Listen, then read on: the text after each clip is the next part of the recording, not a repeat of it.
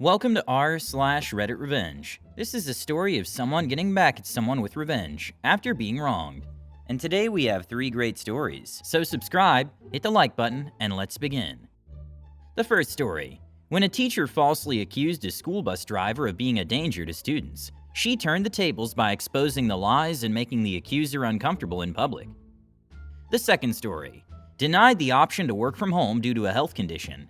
An employee found a new job, leaving their old company scrambling to fill their role with multiple hires. The third story. Facing judgment and snarky comments from nosy neighbors, a couple decided to let their garden grow wild, creating a natural barrier that provided privacy and peace. And the first story is, Lie about me? I'll tell the truth on you. I'm a school bus driver in a small town. It's difficult to find good school administrators because it's a tough gig. There's a lot of impoverished families in the area with parents who are either always working or apathetic about parenting, so parental involvement is pretty low. Principals usually only stay for a few years, then move on to a larger district. All this to say that the principal of the elementary school doesn't have her act together. When school gets out, it's complete mayhem in the parking lot. Buses can't get through to pick up students and are sometimes literally stuck out on the street and unable to get into the lot at all. There's a lot of frustration for us drivers over it, but not much has been done. Anyway, last school year I drove a small bus that pulled directly in front of the school doors to pick up one special ed student. Only one other bus did the same thing, and the larger buses pulled into another area. One day I was again stuck in the parking lot, unable to get to where the student pickup was. Ahead of me was the other special ed bus, and to the left side of me was a pickup truck trying to get between me and the bus in front of me. I waved to the truck not to do that, and the guy angrily straightened out and then cut in front of the bus in front of me, blocking that bus in. A couple of parents behind him followed suit, so we bus drivers could only sit there. This is when things went sideways. A teacher who'd been witness to everything came up to my bus and motioned for me to move forward. I couldn't because I was already too close to the bus in front. He was irritated that the tail of my bus was sticking out to the left and blocking teachers who were parked to the left side of my bus from being able to back out and leave for the day. He then motioned for me to go left, around the bus in front of me and exit the parking lot, where I'm assuming he wanted me to circle around and come back in behind parents in their vehicles. Not only could I not go left, because I had clipped the bus in front of me with my right fender, but I shouldn't have had to. The parking lot was a DSH show every day and I was fed up. I sat and stared at him with resting B-face. At this point he got angry, motioned for me to open my bus doors, and when I did he yelled at me. I told him I couldn't do what he wanted, but that as soon as he got his CDL and became a bus driver, he could do my job instead of me. He shook his fist and walked away. After this incident, the school principal called my boss and insisted that my bus pull into the regular bus area, instead of in front of the doors, thus forcing the kindergarten special ed student to walk down a hill, and requiring that his aide accompany him. What a stupid principal to not solve the actual problem, but whatever. A couple of days later, a fellow bus driver told me that the teacher's aide who held the stop sign for kids to cross on the road in front of the school had told her that she'd heard I was being forced to park in the other area because I'd threatened the teacher who'd yelled at me. She said she'd also heard I was a danger to students. I was livid. Now, I happen to live down the street from the school principal, and the day after my coworker told me what she'd heard, I contacted the principal on her personal number she'd previously given me and told her what the teacher's aide had said. I then connected the dots for her and said that the teacher who'd yelled at me had obviously been spreading rumors. I said that accusations of being a danger to students were serious, and how dare those people compromise my ability to make a living. I told her she could ask my boss for the tape of the day the teacher yelled at me, to see for herself that I did nothing wrong, and how the teacher had actually been the one in the wrong, and had acted so unprofessionally toward me. I said if you have any reason to believe I'm a danger to students, then you better produce the evidence. The principal was mortified that her employees were acting so juvenile. She called both the teacher and the aide into her office and told them she knew they were spreading rumors, and to stop or they'd get a formal warning. She then followed up with me and told me what she'd done. Something I kind of fibbed about is that the tape on our buses overwrites itself every day. There was no way for the principal to view the tape from any day other than the last day I'd driven. For the next 2 weeks as I pulled through the lot in my bus, I made sure to wave and smile really big at the teacher, who'd yelled at me, and did the same to the teacher's aide holding the stop sign. I enjoyed their initial looks of confusion, then eventual waving back. After 2 weeks, I stopped waving and glared at them instead, resulting in more looks of confusion. The rest of the school year, I ignored them. Icing on the cake was when I was the bus driver for a high school tennis tournament that the teacher who yelled at me was the coach for. He was forced to be nice to me in front of all his student athletes or look like a total moron. Good stuff. Revenge through conversation fraud is a real show. First, you showed the teachers and support staff who tried to make you forget about your rights that you're not easily played with. Your reaction and interaction with them in the parking lot was a real outdoor drama. The teachers and assistants blew the story out of proportion, and only the driver was able to respond with improvised humor and wit. But the best part of this comedy performance is the tennis tournament. You literally won the match when the teacher coach had to be friendly to his team.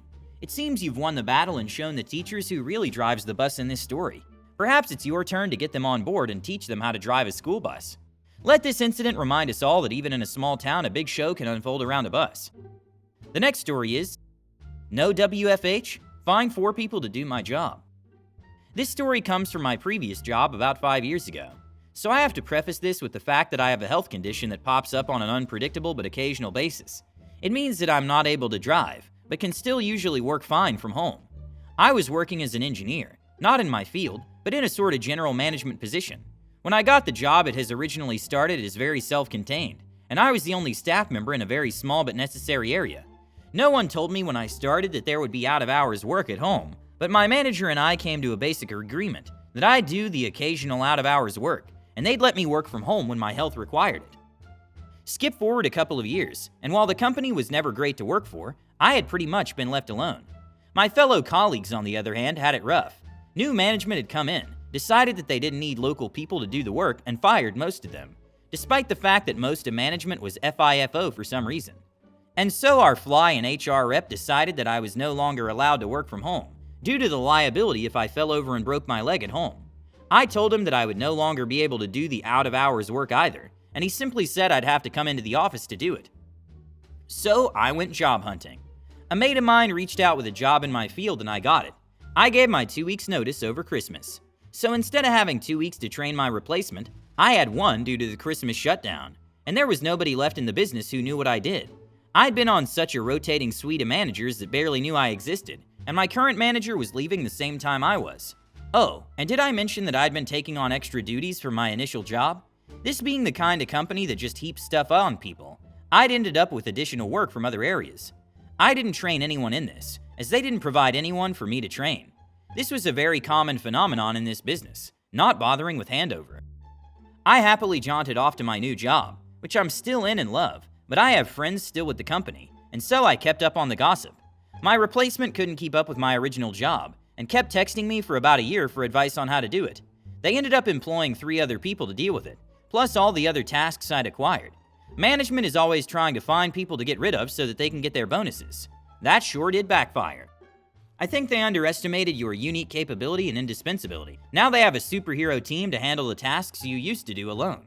Perhaps they will divide the work so that each of them is responsible for one part of your former responsibilities. But unfortunately, there's no one who works like you. If they decide to terminate your work from home because of a threat, they now spend much more effort and resources replacing you in your work. Yet another example of how trying to game the system can backfire. But fortunately, you have a new and happy job where you're appreciated and valued. Perhaps someday you'll meet your former bosses and share some useful tips on how to run a business. You have a great story to tell at your new workplace. How you were once the most valuable homebody, but were replaced by an army of newcomers. Your colleagues will definitely want to hear this story at every corporate event. The third story is, want to sit in your garden and judge us? Go ahead, but you won't like the view. Little bit of background. I, 37 female, and my fiancé, 41 female, moved into a mid-terrace house a few years ago. I'm physically disabled, and since a somewhat major operation, my fiancé now has limited mobility. When we moved in, the garden was an overgrown hot mess. Housing associations, yo. And a friend of my dad basically raised it to the ground for us. Thing is, the garden is lousy with brambles that have crept in from behind the rear fence of our property. And if anyone has ever had to deal with those efforts, you know how hard it is to kill them. Add to that the random fern that popped up, and you can imagine the fun we've been having with it. I had high hopes for this place, and tried to befriend our attached neighbors. One side, the hubby is okay, but the wife is as charming as a hat full of a-holes, and the other side, both husband and wife are D-heads. Mr. and Mrs. D-head have 2 large dogs, unsure of breed, that are left to roam the garden pretty much all day. So anytime we go into our own garden, we're deafened by barking. Okay, so dogs bark. They'll just have to get used to us. 6 years in and we're still waiting. Last year we had a pretty nasty storm, and the 5-foot fence separating our garden from Mr. and Mrs. D-heads come down. That particular fence is their responsibility, so we erroneously assume they'll sort it. Nope, instead they deck the wire fence that separates the property line with solar lights, and add new lawn furniture. Alright, if they don't want a fence, that's their prerogative. Though said wire fence is only about 1.5 feet tall, and their dogs can easily vault it if they want to. I raised my concern. Mr. D-Head brusquely tells me they won't do that. Alrighty then, let's hope not. I've got a kid here, 12 female, and I sure AF don't want her getting hurt. Fast forward a couple of weeks, and fiance and I are taking a bit of time in the garden, trying to plan how on earth to deal with the bramble and triffid problem. It's not hard to see Mr. and Mrs. D-Head watching us from their garden, and quite frankly, it makes me feel awkward. Nothing is said at that time, but after that, anytime we were in the garden when they were in theirs, we'd hear snarky little comments about the state of our garden. They're well aware of the bramble issue, and our mobility issues, but we're inconveniencing them by being disabled, I guess? Editing in an addition here, the comments weren't solely about the garden, but I felt keeping the topic to said garden was logical.